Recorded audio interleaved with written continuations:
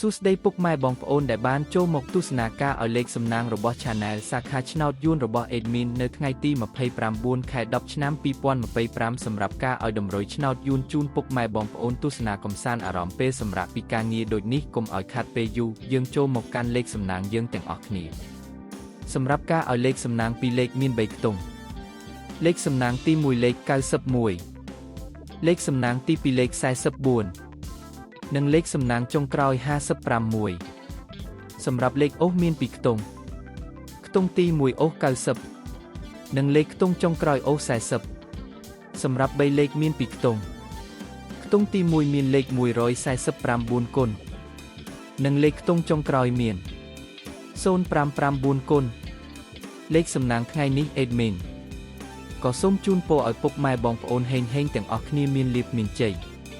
ជាចុងក្រោយកុំភ្លេចជួយ Subscribe និង Comment ហើយដាក់សញ្ញារូបកណ្ដឹងឲ្យ Admin ម្នាក់មួយគ្រាន់ជាការលើកទឹកចិត្តសូមគោរពលាពុកម៉ែបងប្អូនពីខ្ញុំបាទ Admin ក្រុងឆ្នោតយួន